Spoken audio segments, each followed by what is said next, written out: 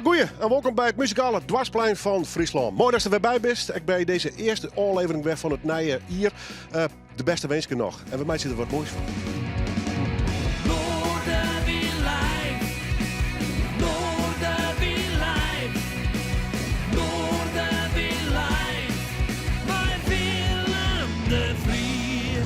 En we zetten dit hier uiteen met een hele bijzondere uitsturing. Natuurlijk krijgen we het wel mee. Meesten die het helaas komen te versterren. Maar daarna is het vaak een roes. En tjewurg, het taboe is er een beetje over. Willen mensen toch wel een hele mooie uitveert hebben. En daar heeft vaak ook muziek bij. Met Peter Krakow, muzikant, had ik het er al vaak gehoord. Hoe zit dat? Hoe werkt het dat? En hij speelt het vaak wel op begrafenissen. Toen hier wij zoiets van, leven er een speciale uitsturing omwijden. Om muziek wat broek wordt bij begrafenissen. Maar ja, ik het hele verhaal eromheen. En daar geef het you to have. Mij een heel soort muziek hier in de studio, Peter. Want toen had met die vrouw een bedrijf opjochten. En dat had alles te krijgen met uitveert, hè?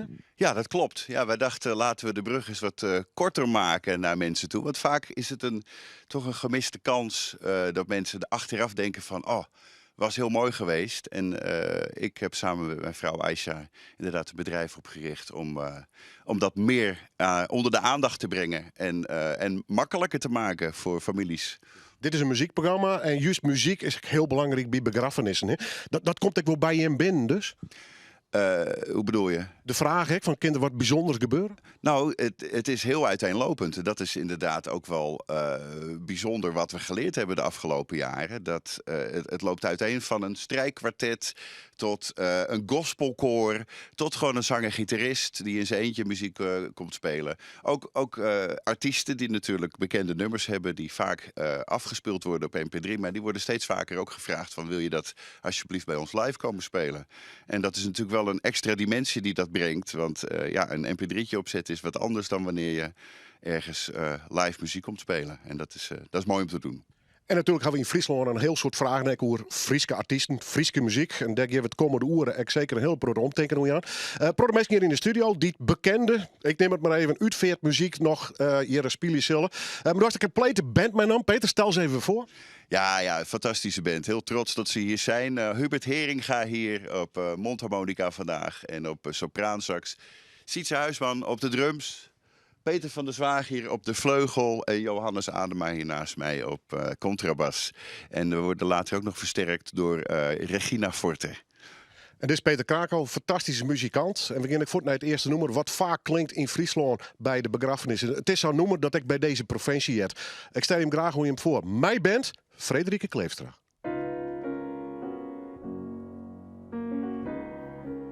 In een jest, in skimmeroeren. Maaie gragers boeten steen, boven mijn grauwe loften, sjoeg ik dan vaaks de vogels geen. Grote kloften, sterke vogels, druwend op een noordenwind, op naar vieren warme oorden, naar een loon vol zeneschijn. Maar langs me sjoeg ik nooit beweeg, en uit mijn het steeg dan omheen. Grote grijze vogel, kist door mij versteen. Nood de bladeren vallen, waar ik mij daar ging. De koude kille winter stiert weer voor de deur. Let mij zuntjes jongen in je vogelkoor. Ik wilde kjeld vergeten, de lange winternacht. Ik zul daar ik beleiden voor deze lietse vracht. Let mij mooi maar glijden op een bloemenwaai. Sterke, grote vogel, neem mij mee.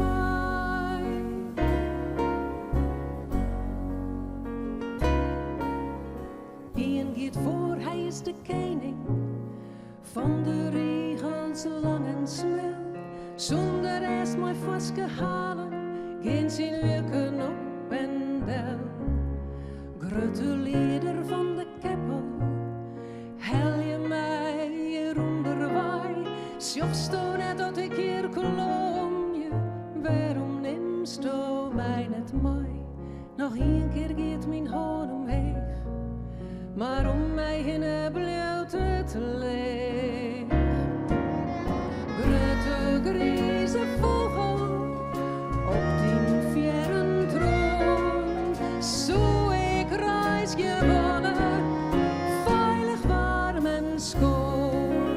Draag mij over de bosken en het zilveren stroom. Breng mij over de bergen naar den dremeloon. Ik doeg je in den verren en maait je mij hier licht. Ik zal mij net bewegen en kniep mijn leven dicht. Zet mij bij de zeedel op een gouden dag. Sterke, grote vogel, neem mij, neem mij, mij. Neem mij, neem mij, mij. Neem mij, neem mij, mij.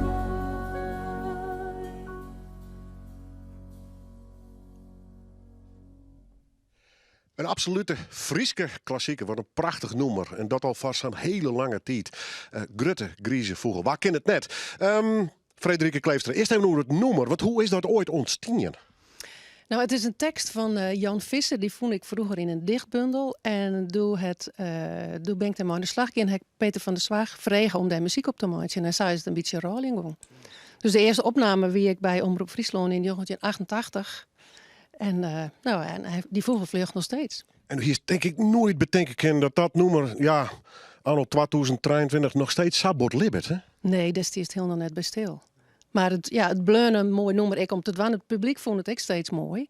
Dus ja, op een gegeven moment waar ik vregen van, stiert het ik op cd. Dus uiteindelijk heb ik een cd maken en daar stiert ik op. Dat is ik heel oud al.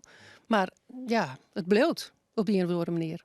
Als het over dit nummer haast, ik bedoel, dat nou ja, was al zeist, dat bestaat al heel lang, er zit een heel mooi verhaal omheen. Op een gegeven moment wordt het zo populair dat het ook bij een heel soort begrafenissen broekt wordt. Komt die vraag ik vaak bij die binnen, of juist het dan letter dat het er verbroekt is? Want de prodemeester vinden het mooi, hè? Ja, nou op een gegeven moment komt ze erachter dat het vaak broekt is. En ik ben wel vregen om het live te doen. Had dat ook wel dienen dan? Ja, zeker. Ja, ik ben mijn eigen mem. Hoe vond je dat? Ja, dat is heel mooi om te doen. Het blijkt dat mensen vielen dat als treestriek. De combinatie van de muziek en de tekst. Dat doet wat mij mensen. Dus het is heel mooi om te doen. En bij die mem, hier ze er bijvoorbeeld zelf om vregen? Of toch van, nou, dit vind ik zelf mooi om te doen? Ja, uw mem voert het graag. Dus... toch weer een bijzondere laag, hè? Ja, het krijgt een bijzondere laag. Maar sowieso, als het dwanmeist voor een familie die het een dierbare verlen heeft, is dat mooi om te doen. Mooi dat je weer, dank u wel. Wij gaan terug met muziek. We hadden gehoord over begrafenissen, muziek bij de uitvaart. En dit is extra nummer die het vaak broekt wordt, onvregen wordt. Uitviert toch Peter Krako, zang en de band. Ik zou wel eens willen weten.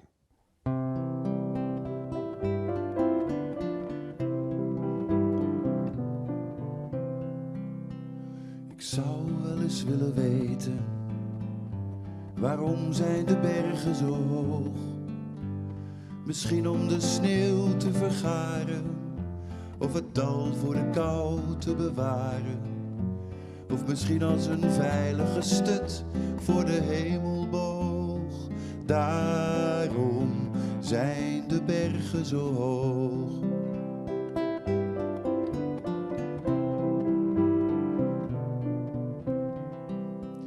Ik zou wel eens willen weten, waarom zijn de wolken zo snel?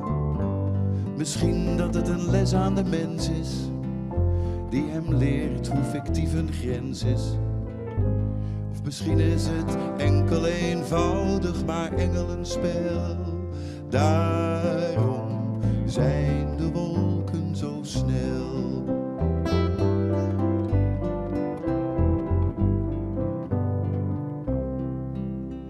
Ik zou wel eens willen weten, waarom zijn de mensen zo moe? Misschien door een jachten en jagen, of misschien door een 10.000 vragen. En ze zijn al zo lang onderweg naar de vrede toe. Daarom zijn de mensen zo moe.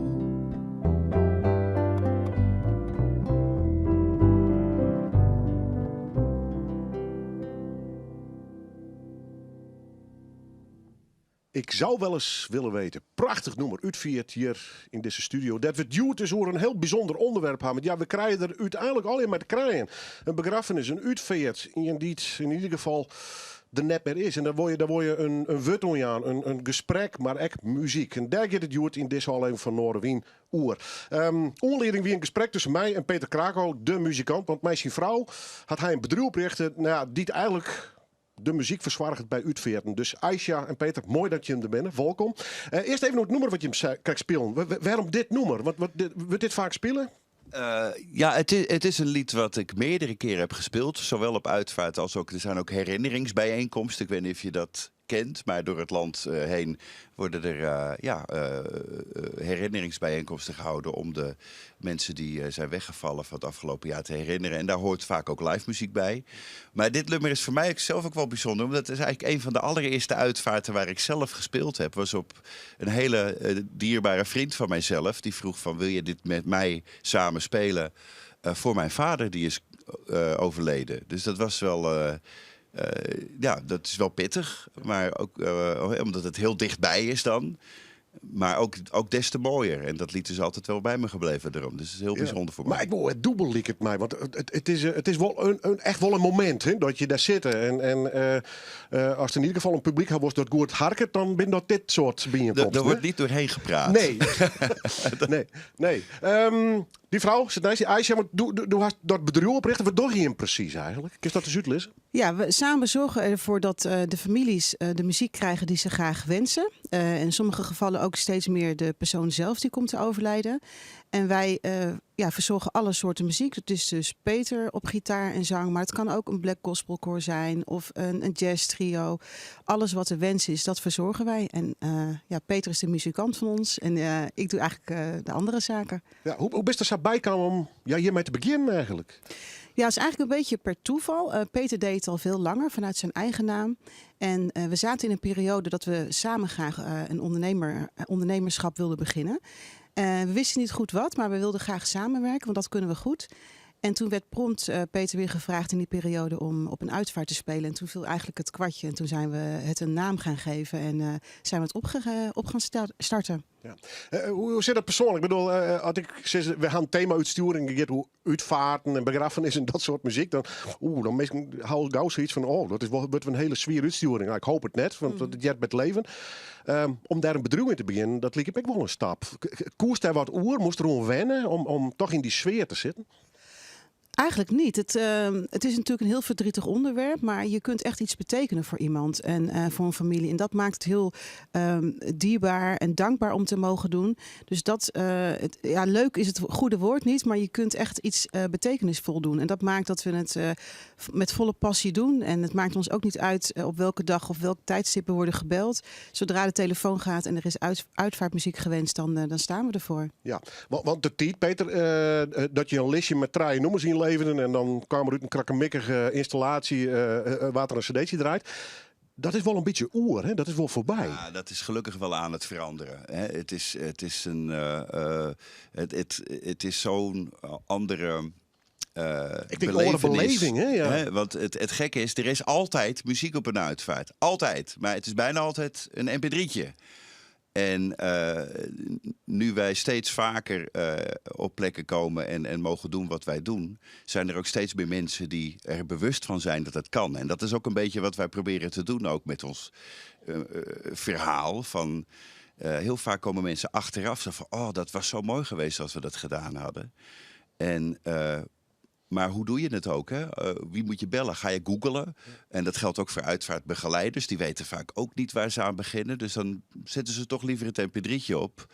Maar nu wij er zijn, is het zo van... weet je, dan kunnen we het uit handen geven. En dan wordt het allemaal geregeld. En dat maakt het laagdrempeliger. En hopelijk dat veel meer mensen de toegang tot live muziek op deze manier weten te vinden dan. Ja, en jou zit er al een beetje aan. Hier komt de overlijden en dan slaat de paniek daar. En dan moet er van alles gebeuren. Maar de kaarten komen, waar nodig je weer uit.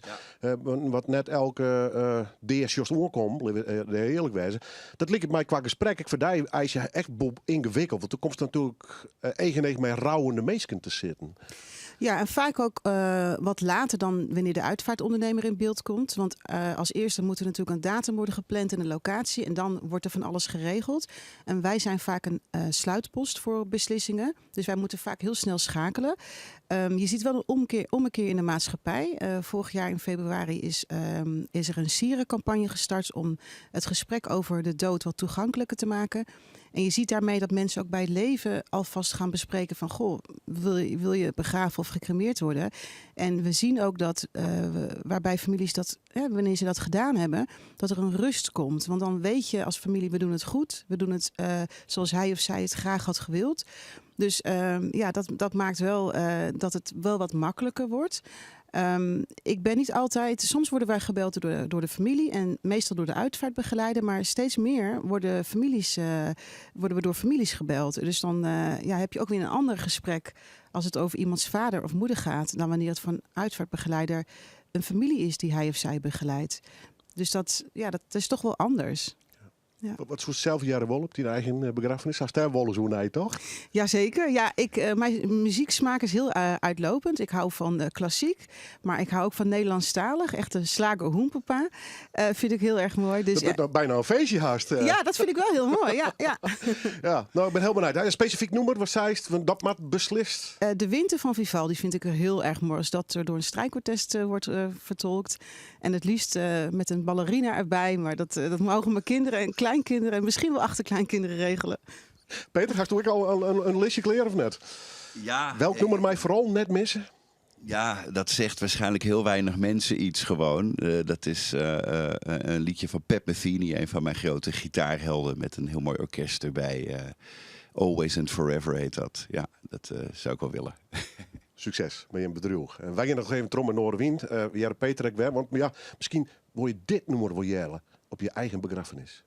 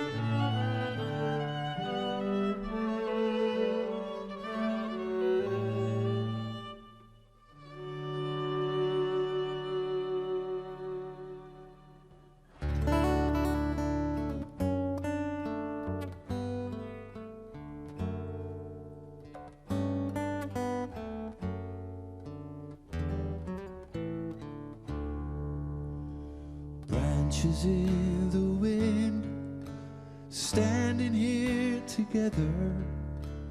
One more storm to weather, we'll get through. it yet. So we're gathered here, holding on to each other, to let go of another one we won't forget. Now as we say goodbye to one of our own, we may be lonely, but we're not alone. Though the leaves will fall and the tears will flow, may it always comfort us to know the family tree will always grow.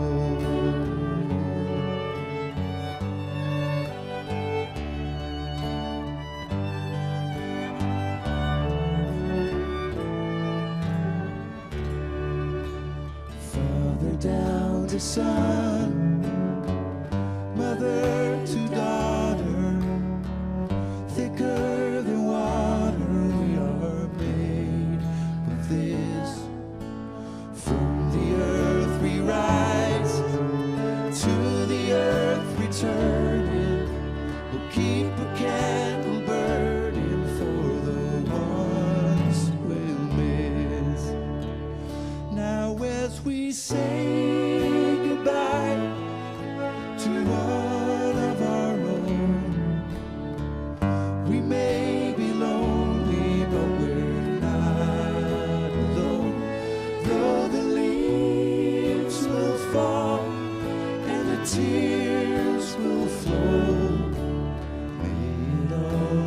comfort us to know the family tree will always grow. It's stronger than the wind can blow.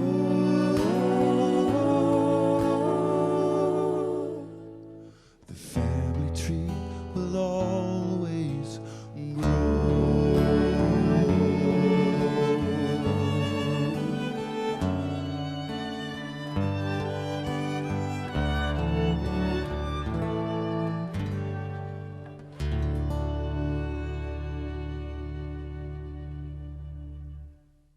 Piekenvel. Ja, wat een prachtig nummer. En natuurlijk mij het verhaal erbij. Tuurlijk, de nummers staan op zichzelf, dat weten we ook wel. Maar vaak jou ze toch een extra laag hoe een begrafenis of het gevoel van rouw. En dat kijk ik nemen bij het volgende nummer. Want toen wij hoe dit programma begonnen na te denken, toen kwam dus in je nummer ik voort naar Boppen. Dat heet Tom. Uit vier terug Minke Adema. Mooi, dat is de best. Ik val maar mij er door in huis. Want daar gaat het nummer hoe. Het noem ik hier Tom, een jonge jongen die het leven litten had op een hele trieste manier. Hij had een hersentumor, maar hij is uiteindelijk een fataal ongeluk eerder overleden. Het was een neefje van mij. En ik vond ook daar wat mee moest. En ik ga noemers krijgen voor hem. En dat hebben we op de crematieplechtigheid, nemen ze het dan. Net op de crematie zelf. Hebben we dat voor hem spelen live. Met Peter Krako, Jan-Peter Streeter, die is hier nou net. Maar toen kwam ik tot ontdekking dat het publiek wil ik net zeggen, maar de beziekers van zijn crematieplechtigheid toch echt een hele grote treest uit zo'n nummer je kennen. Dus En voor die, want het schreeuwen, denk ik, helpt al bij het verwerken. Maar dan het uitvieren bij zo'n plechtigheid, dat jou dan weer een extra laag, denk ik, hè? Dat zou ik die vertellen. Ja, dat weer net makkelijk. Hoe het eigenlijk wel? Ja, ik denk ook in het eerste couplet wel want de emotie gaat heel wat op een stem zitten. Dat ik wel wat bibberen heb, maar ik ga een beetje hoe de mensen heen zien. Kan ik me herinneren. En wij zien het als muzikanten heel lekker dicht bij elkaar. Dus we konden ook een beetje naar elkaar zien. Dus ik viel er wel steun, ja. Maar het ging ik net om mij. Hè? Het ging om de mensen die te zien en daar heb ik het verdienen. Dus. Ja, maar toch, zo'n begrafenis en uitveert. Er doet iets mee zien al. Of nog muzikanten winnen of de mensen die het achterblijven. Ja. Het is dat gevoel wat met name dan dankzij zo'n nummer, denk ik, en de muziek er weer extra sterk wordt. Hè? Ja, wist, die rouw is op dat moment inderdaad voor iedereen, maar zo'n veske bloed. En zeker voor de naasten, die nog alle dagen dat verlies beleven, ja, dan bloot dat zo iets wichtigs. Dus daarom is het heel belangrijk dat dit programma er is, denk ik eigenlijk. Zo, op deze manier aandacht. En belangrijk dat er muziek is. Ja, nou, En dat is triest jou. ja, wees de muziek is emotie. Hoe dan ook. Of we nou keihard ontrokken binnen, of we schreeuwen hele liedsenvestjes. Dochter net daar. Het is beide keer een emotie. Een bijzonder verhaal, een bijzonder nummer en een bijzondere zangeres. Wat wil je nog meer in deze aflevering van Noorwien? Dit is Minke, mij, Tom.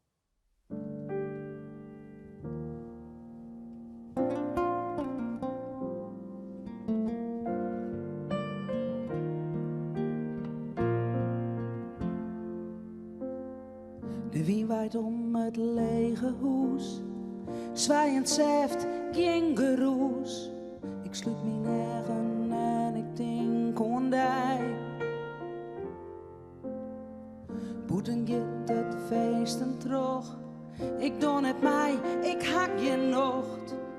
In een zucht had de klok zijn laatste uren slaan. Alles is diesig, zicht heb ik net. Op mijn leerskind de zinnen, maar ik viel hem doch net. Maar ik zil die bedenken, onbevangen en vrij.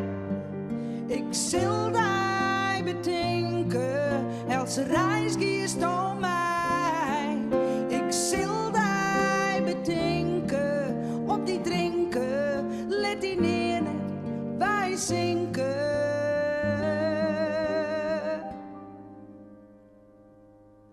Is als een vogel zo vrij.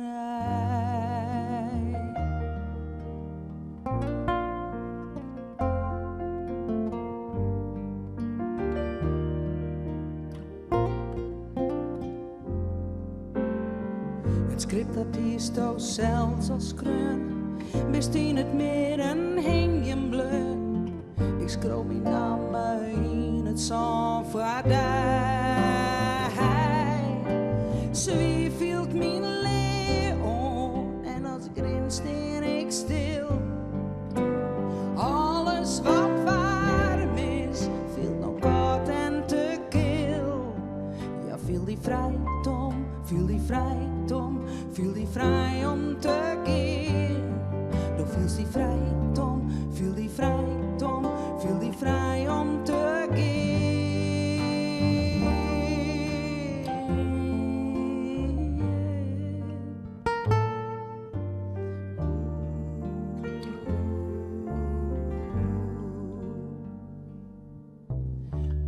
Is diesig, zicht heb ik net op mijn leerskind de zinnen, maar ik viel hem doch net.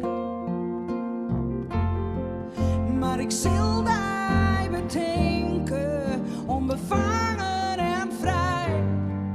Ik zil die bedenken, else reis kiest om mij.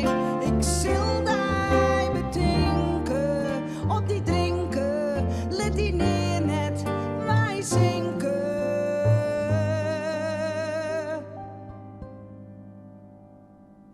Wees als een vogel zo vrij.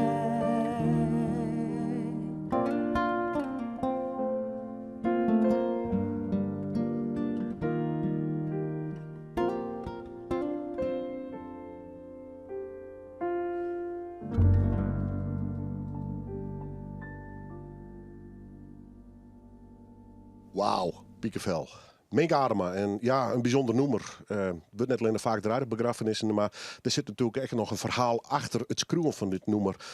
Helaas, Tom is net heel oud geworden. Dus dat wie het verhaal van Minke. Maar ja, dan komt die begrafenis. We hier er al even een uur met Aisha en Peter.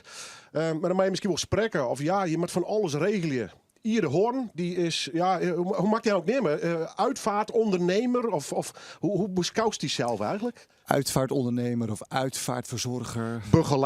Begeleider. Soms kom ik bij mensen over de vloer die zeggen nog begrafenisondernemer. De kraai, maar goed, dat is gelukkig wel een beetje passé. Maar uitvaartverzorger, vind ik wel vriendelijk klinken. Er bent een jong kerel. En hoe komt zo'n jonge kerel als jij bij het vak? Was toen beoefend eigenlijk? Ja, die vraag krijg ik heel vaak. Hè. Ik heb 9 jaar gewerkt als steward in de luchtvaart, de cabine. Dus de hele wereld over gevlogen. Dus ik ben van de luchtvaart naar de uitvaart gegaan. En daar ben ik eigenlijk een soort van ingerold door een bevriende een vriendin van de familie.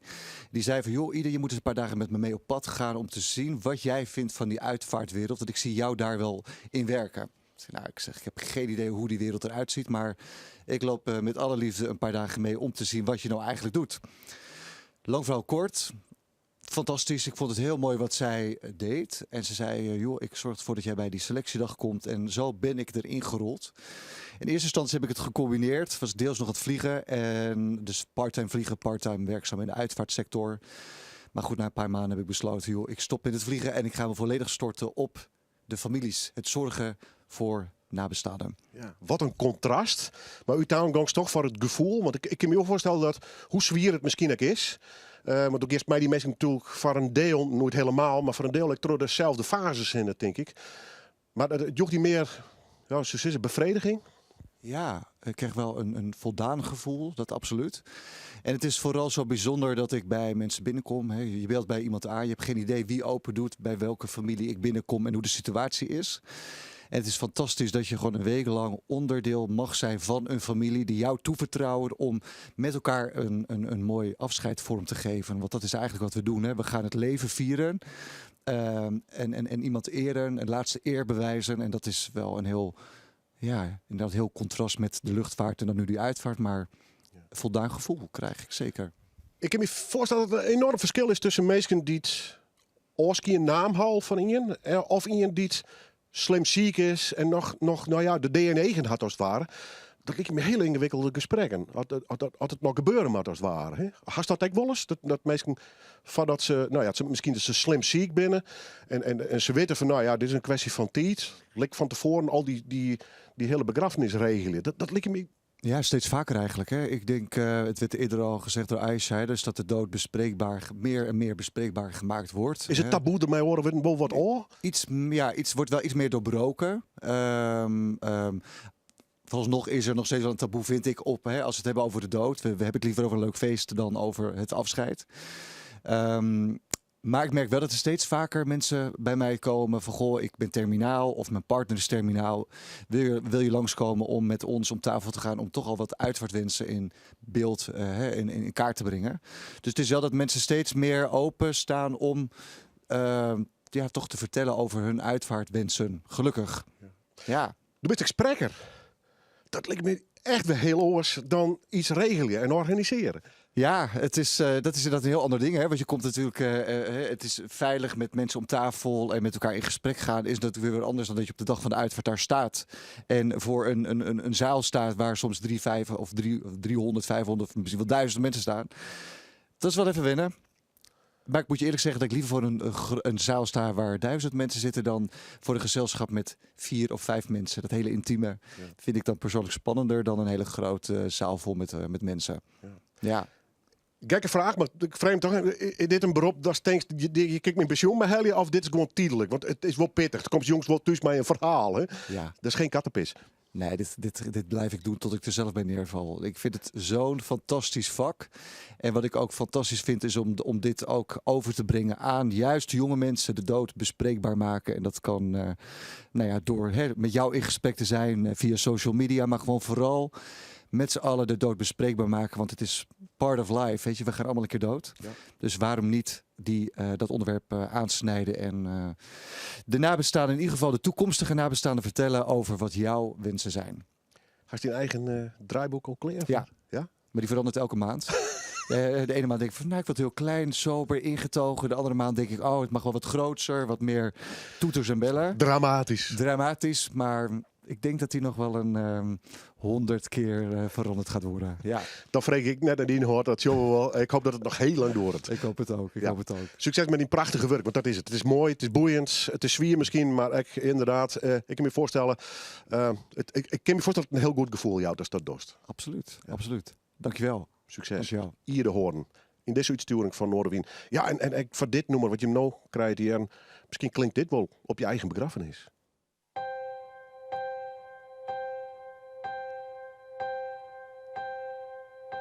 Soms is het krijgt als kerst net vierde, veelste verslaan verlen. We de lest, die hield iets zwidden. Worst was koeien als een ben. Bist al in die strijd alleen vjochtest mij, die zelfs het meest. Als er zwerigheden binnen, waar vies dan help en trist.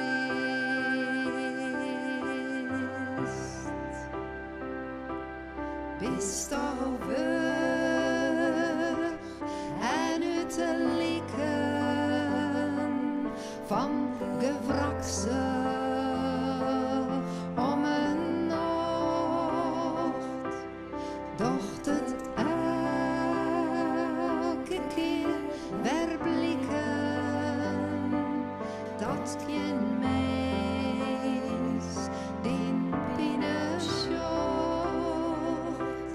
dan maar steen dat leien witte al die zorgen,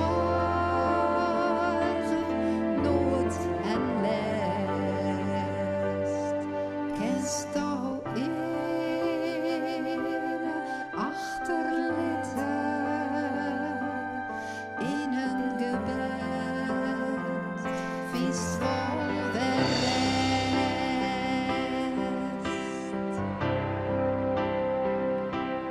Zink je een plank, stil en verlitten, en doch der die hanen geer, bloed er maar wat restig zitten, en de vlust geen burgens meer in die hut bist al verromme, het verjocht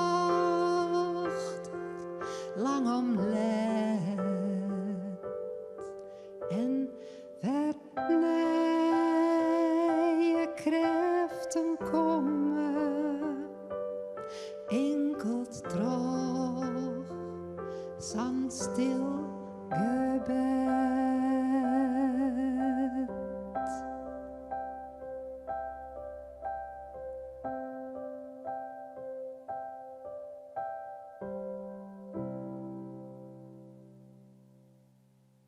Ja, dit kennen we natuurlijk. The Rose, Bette Midler en waar had het net zong. Maar nou in een hele oren uitviering in deze bijzondere uitsturing. Vind ik zelf in ieder geval voor het Get Tour begrafenissen, uitvaart, muziek. Veske stem meestal op zelf, maar toch, Grietje Kingma, zo'n uitviering als deze. Ik kan die vragen om, ja in ieder geval die muzikale voorkeur hierin te gaan. Waarom dit nummer? Nou, daar is mij ook het thema zijn. En ja, dit nummer wordt dus ik wel gauw eens bij begrafenis en rouwdiensten draait. Daar mijn verwondering ik, want zag ik het oorspronkelijk ik net schreeuwen. Maar ja, het is natuurlijk de meldij. En ik denk dat het een stukje hoop jouwt in zo'n tekst. Van nou, kerst altijd een keer bidden en waar weet, komt er help. Wordt er vaak specifiek naar vregen, vanwege de taal, denk ik, hè? Dat denk ik wel, ja. Ja, het Friesk, als dat de taal van je het is en als er in Grutbracht bent, dan jouwt dat krekt even wat meer. Wordt er vaak van vregen? Net zo vaker, nee, maar ik jær het ik vaker dat mensen het dan draait hebben. Dus op het cd'tje, is maar, hè? Dus net live, nee. Toch, de deer, begrafenissen, uitvaarten. Hoe leeft dat bij dij? Zit er bij dij een taboe op of juist net? Net meer. Nee, in 84 is hij huid verstaan en toen waard het alle dingen terug de bode en toen moest het zo. In 2000 is hij mem verstaan en toen mocht wij Nou, die bode die zei eigenlijk haast naar elke zin... Ja, als Jim dat willen. Ja, wat Jim maar willen. En toen dacht ik, wat is er een soort gebeurd in die 32 jaar? Nou, ik met die, zei ze al, want als je jong bent, snap ik wel leidt dat heel oors. Als het ouder wordt, dan had ik het hier om mij maken, wordt zelf ook wat wiezer. Maar bij die, ja, toch, ja. Dan doe ik eerst nog een stapje verder, want toen had een initiatief nog verteld, zelf maar even, om bij mensen, ja, deel te gaan eigenlijk. Ja, het is net mijn eigen initiatief. Het is een landelijk initiatief en het heet de Bedside Singers. En dat is bedoeld voor mensen in echt de laatste levensfase. Dus net als ze sterven, maar als ze al wel op bed liggen en er eigenlijk niet meer uitkomen. En het is prachtig als dan voor die mensen zongen kerst. Zie maar als dus een babytje wist, een poppen wist, is er ik voor die zongen. Du bist in de sliep witze, trouw die mem. Trouw die heid misschien wel. Het bandje zelf kan net nog zongen. En zo kent het besjen is het onder een ek. Hoe mooi is het dan als er vadij zongen wordt? Nou, dat initiatief is landelijk en binnen stickers 18 koren, groepen die dat dienen. En ik lees van media, want ik moest me vanzelfs daar rieden op de site dat er intussen al 13 nieuwe groepen bij binnen. En ook in Friesland komt het van de groen. Ik heb juist nog contact met in uit Appelskeer. Daar ben ze dwaande en ik dacht in de buurt van Dokkum. En wij zijn dus bij Heerenveen Wolvergeer aan de gang. We gaan naar een gezamenlijke vriend. Kennen ze het in elkaar hoe ze hem neemt. Hij is er net meer. Martien van een ouder. Ik kom heel goed, want hij appte me altijd naar de uitsturing hoe het mij en wie en wat hij van de uitsturing vond. Nou ja, zijn contact hier die ik wordt met die. Het wie de monnik van de tekeningen en daarom stik ik wat onhandigste dwaan. Hij maakte van een heel soort gast in het programma. Maak je een tekening. En zo had hij, pak hem er maar even bij, Grietje, ik hier van Grietje maken. Ik liet ze maar gewoon even zien. Daar kan niet voor zitten. Hij hier behoorlijk heftige COPD. Dus ik kwam eigenlijk net meer van Hoes uit. Maar hij hier de radio en televisie er altijd voor. En dan kreeg ik Grietje Do een tekening van hem. Hè? Ja, dat weer heel bijzonder. Want ik hier doe bij die in het programma West. Maar je bouwde een groot in het Fries. De tweede deel kwam uit. En de oren daar, of nog dezelfde daar, kwam er een berichtje van Martien. Mag ik daar wel tekenen? Nou, ik denk, nou ben ik aan de beurt. Wow, ik tel mij. Nou, zo viel het echt als een eer. En ja, het weer heel bijzonder. Ik zou de tekening bij hem ophellen als er kleer weer. En dan zullen we vanzelfs ook de gitaar meenemen, zullen we muziek maken, zullen we willen hebben. Maar ja, hij kreeg corona. En dat weer zijn eind, helaas. Toch, bedenken van Joet met zijn tekeningen. Maar er is ook een nummer, speciaal voor hem jongen. Ja, want de band die zocht een contact met mij. Van ja, die tekening die staat hier nog op zijn standaard. En heeft er ik belang bij. Nou, dat hier ik wel. Dus ik ben naar het geweest. Ze hem ik van mij inlisten. En doet wij allemaal uw tekeningen bij de uitveert. Aan de kant van de Dikstien. Dat piekenvel moment. Een hele ereboog met tekeningen. Toen praat ik met treien vrouwen van het thuiszorg. Van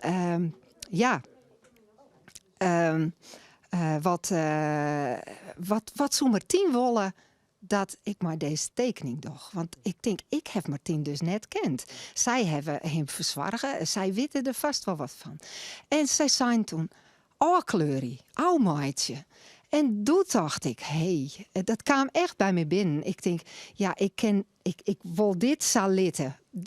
Daar kom ik net aan. Maar wat Martien hier om positiviteit en om levenskracht, dat zou de grif willen dat terugkeert. En toen dacht ik een kleurje mijn wudden, mijn muziek een beetje. Ik maak ze er een lied door. En dat jaren we nou live in Oorwien.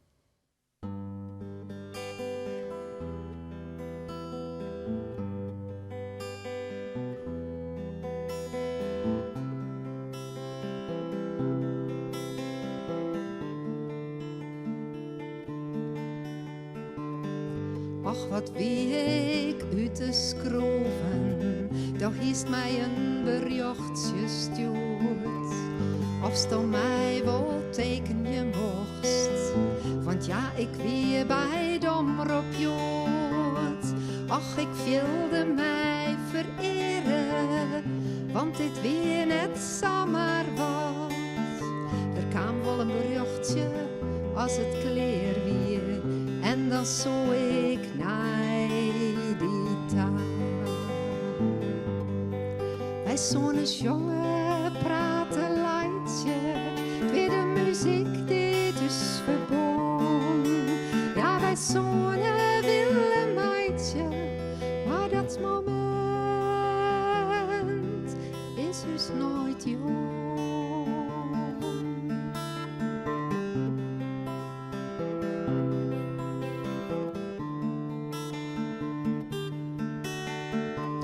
Van alles deelde Stouw op Facebook.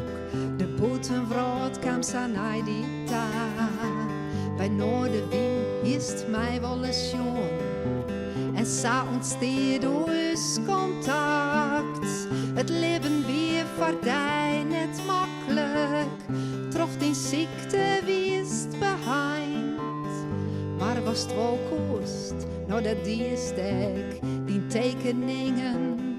Ze wienen vol slijm.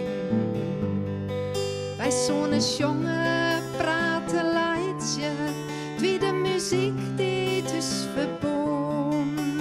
Ja, wij zo'n willen meidje, maar dat moment is dus net jong.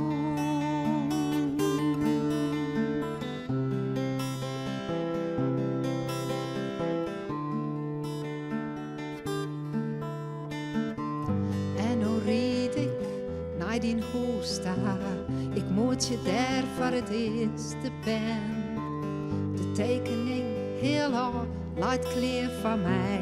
Ze lieten mij die werkplakje, maar het is mij raar te mode. Nou sto zelfs hier net bij bist, doch sto zoest het grif zou wollen dat in werk de vrouw inkeert. Die laatste plaat, die laat je van mij. Het is voor het grootste pad nog wiet. Maar die krijgt als levenskunstner, dat raad je wij dus nooit weer kwijt. Die laatste plaat, die laat je van mij. Het is voor het grootste pad nog wiet. Maar die krijgt als levenskunstner, dat raad je wij dus nooit weer kwijt.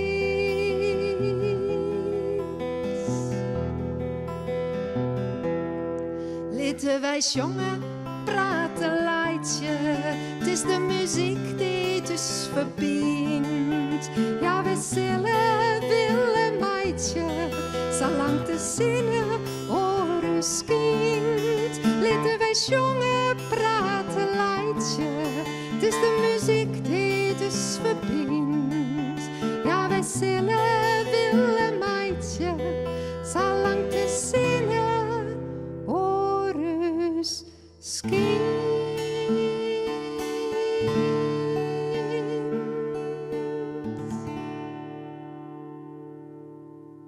Grietje Kingman, mijn prachtig eerbetoon om Martien van den Aldenalder. Die is er dus helaas niet meer. Hij zegt een protter naar dit programma.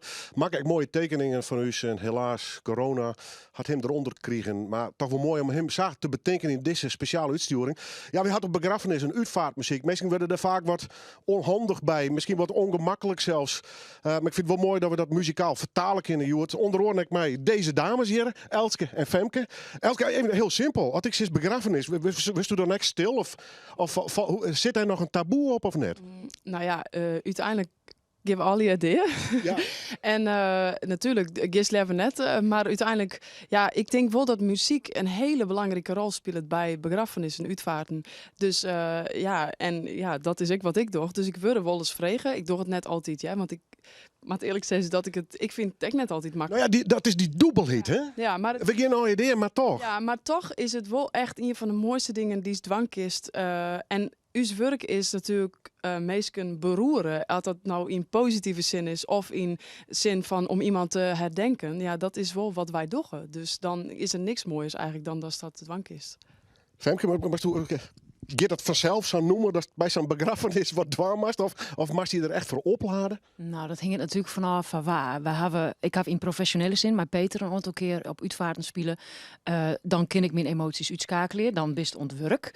Als het van die leven mensen om die heen is dat natuurlijk moeilijker. Want dan just die beppen lezen. Of nou, we hebben ik wel eens een zoontje van een vriendin van ons begroeven. En daar hebben we ook op spelen. Ja, dat zijn wel momenten dat stinkst. Oké, nou moet ik echt eventjes een heeltje op adem heljen en ergens oors aan denken, want oors ken ik het noemen het in zo'n maatje. En dan, ja. Soms lukt dat ik net. En dan is het ook net erg. Want ik vind wel, als de mensen net kist, ja, dan probeer je het echt te verman. Maar ja, altijd die familie of die naaste bent, ja, dan soms lukt dat gewoon net. En muziek is echt emotie, dat doet het ook mij die. Dus dat is dan ook helemaal net erg. En lieve eerlijk wezen, de taalspraak en de teksten zijn heel belangrijk. Maar die muziek, die jouwt er toch een kleur hoor. Hè? Nou, meestal, en dat is net om sensatie op te zieken, maar meestal, als de muziek ongeet, dan komen de zakdoeken uit de boezen en dan wordt juist gesnik. En dan, ik weet het, maar dat doet gewoon iets maar. Of het brengt die weer waarom, of het is de toon, of ja, muziek is gewoon, is alles omvattend in ons leven en heel belangrijk. Ja. Wils wij een cultuur hebben, ik bedoel, John Nijland als Mexico, dat is heel iepen hoe de DR en gaan ze elke keer zo'n derde diabetics. Zonder wij dat denk maar of past dat net bij u hier? Nou ja, wij zijn van nature heel Calvinistisch, hè, dus we maken het net te raar doen. Maar ik zou het persoonlijk wel heel mooi vinden om de levenmeester om je heen te betinken. Dus ja, ik weet net of we het zo extreem doen als in Mexico, maar ja, waarom net? Waarom net? En gelukkig is het taboe dat ik me wordt aanhakken. Ja, en die mensen zijn zo'n belangrijk onderdeel van ons leven. Dus ik had ze er net mee binnen ze er nog altijd. Tenminste, ik veel ze wel. Dus. Hast u er wel eens naar toch? Wat op die begrafenis draait worden, maar? Nou, dat is vreselijk, want eerlijk zijn... Met een lange zit, denk ik, al net. Oh ja, I don't even want to go there. Ja. Nee, ja, eerlijk... Dames en heren, ga er maar even voor zitten, want je bent hier nog net bij. Nou, ik hoop dat dat ten eerste nog heel lang doorgaat. Ja. Maar nee, eerlijk zijn ben ik er nog net zo met de wanden. Maar soms, jij wil eens een nummer, dan denk ik, oh ja, dat mag ik opschreeuwen. Nou ja, Elske, heel gek. Misschien kan je me voorstellen, als dit wel eens doet, misschien net zo vaak, dat soms denk ik van, nou, dit is wel mooi noemen. Dit lijkt mij echt wel. Ja, wel, zeker wel. Ja, absoluut. En ik denk dat heel veel veskes die is net meteen bij een uitvaart betingst, ken ik wel bij een uitvaart wezen. Dus het is soms ook een verrassende keuze. En het is net altijd sfeer. Het hoeft net altijd sfeer te wezen. Dus het kan ik iets upbeats wezen dat iemand dat juist wil. Je hebt nou wel een heel gevoelig veske. Welke en van waar is het? Het is van mezelf. En het nummer heb ik eigenlijk schreeuwen naar aanleiding van voor militairen die op uitzending binnen. Maar het gaat eigenlijk om als het iemand mist. Dus, en dat kan iemand wijzen die er net meer is, maar het kan ik iemand wijzen die is de lange tijd net just. En mijn zoon Herre die zei altijd dat ik dan voor werk voor het weer, dan zei hij ja, maar als het voor bent, dan zag ik die net. En dan mis ik die. Dus dan zei ik altijd, nou maar dan kist misschien in eigen ticht wan en dan tinkst on dat we iets leuks die in haar. En dan, dat is juist mij. En dan mist me misschien minder van der I only have to close my eyes and then I think of you and I see you. I see you live in Noorderwien.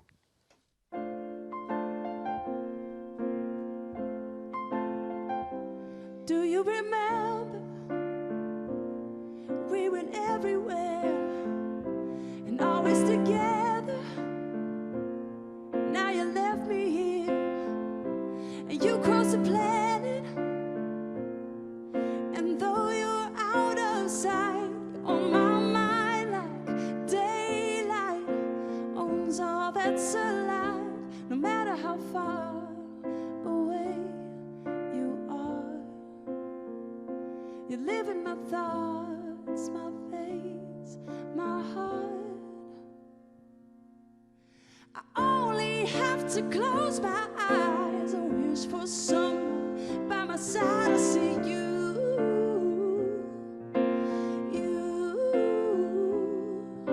I only have to sleep tonight. Dream of my entire life. I see you.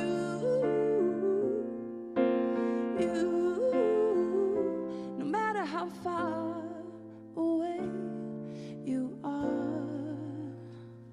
And do you remember many years ago when you got mad at me for stealing your old pistol? And you were the cowboy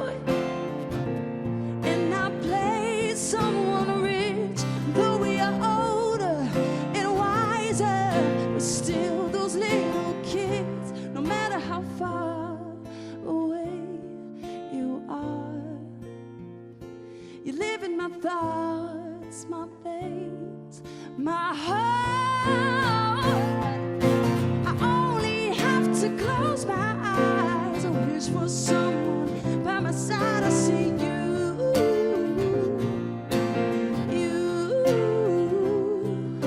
I only have to sleep tonight and dream of my entire life. I see you.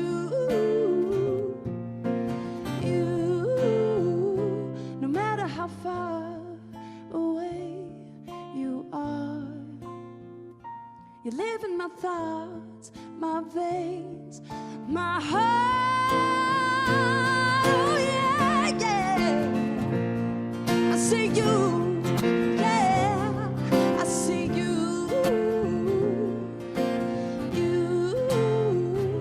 No matter how far away you are, you live in my thoughts, my veins, my heart.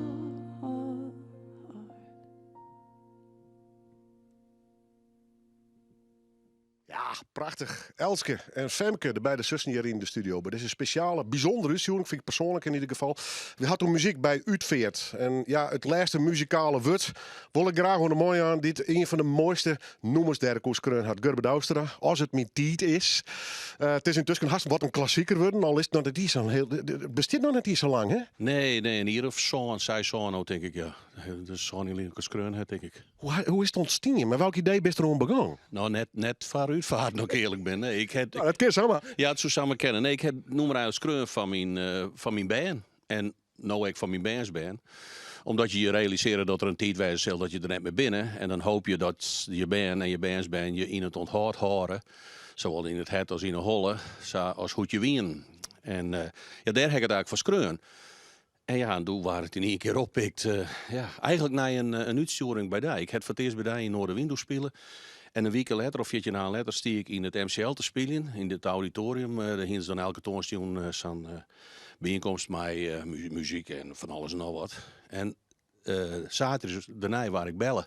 Toch een uitveerverzwariger uit Samar. En die zei van, ja, joh, hebben we toen in het MCL spelen en daar dien je een noemer. Ik zei, ja, ik heb daar 20 noemers spelen, dus ik weet het wat je bedoelt. En toen zeiden van, nou, zei ze, ik zei, dan mag het misschien wel als het mijn tijd is wezen. En, nou, dat woensdag graag broeken bij een uitveert. Want die toonsjongen wie er nog een man bij dat optreden was. En die is dus die vreeds verstoren. En die hier sinds die vrouw zei van, dat noemen we. Maar ja, er bestaan geen opnames van. Behalve dat YouTube-filmpje van Jerry Noorderwien. Dus dat heeft ze uiteindelijk kopieert, de audio ervan. En dat heeft ze op de uitveer draait. En ik vond het wel saapad. En nou ja, daarmee is het een beetje een eigen leven begon te leren. En ja, waar het heel iets vaker draait op uitvaarten, begrafenissen en cremages. Had je er zelf wel eens op spelen? Nee, doe ik net. Nee, hè? Nee. Ik heb me te beladen? Ja, ik ben erachter gekomen dat ik al ken de meesten heel dal net, maar dat ik heel wat moeite heb mij vertrierd van oren. En ik had één keer dien. En dat wie net eerst, dat wie naar voren als het niet is. Die vregen om de Cliffs omhoog. En Jelwij smoorde ik er haast in. Dat is juist al die meesten googlen. En dan willen bij mij niet meer. Dus toen heb ik zijn buikjes en mijn vrouw zei van, was me erom herinneren dat ik dit nooit weer doch. En daar heb ik me nooit maar ontholden. Want ik ken het net goed. Ik ben er net goed in. Dus. Gelukkig ben er opnames van. Ja, gelukkig wel. Ja.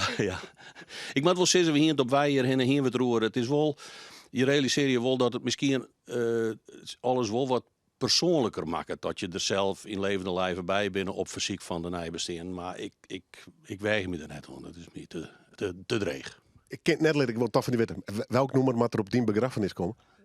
Oh. Ja. De hek nog net doen uit toch? Oké, En als ik eerlijk ben, vind ik dat ik dat net hoef te doen. Ze redden er maar mee. Ik vind dat ze er maar mee redden. En dan moeten ze maar jaren wat ze graag jaren willen. En misschien is het dan ik een noemerwedstrijd trees uit Helje. Dan gaat het dan maar om. Misschien wordt het nummer was no wel live doen geweest. Net bij deze begrafenis, want dit is gewoon een uitsturing van Noorderwien. Het zit er wel haast op. Ik zei het laatste woord is een Gerbe. En dat prachtige nummer, want het is wel een heel mooi nummer. Ik nog als het 10 tiet is. Alvast bedankt voor het zien. En ja, mocht niet al naar een uitveert, maar geniet in ieder geval van de muziek. Dit is de band. Dank u wel voor je komst al je. Alle artiesten echt trouwens. En voor de mensen die er wat over vertellen wonen. Gerbe Douwstra en als het met tiet is.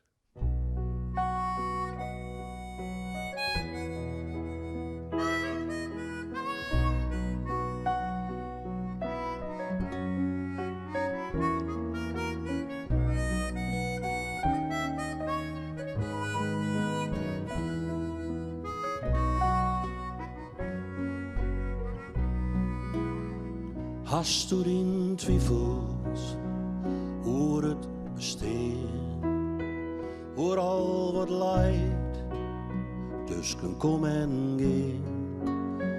Wat is het plan, hoe rent het paard? Waarom krijgt in de zin en door het meeste skaat? Vreugst ja, wat is mijn lot? Joost in die cels, of in een god. Maar jou het meest in din gevoel. En wit het leven zelfs jou elk zien leven doel. Dus als mijn tijd is, goal en lang omheen.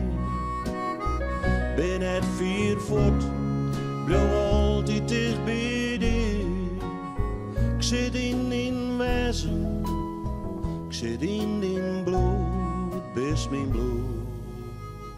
Vergeet dat, neem in mij, dan komt grif alles goed.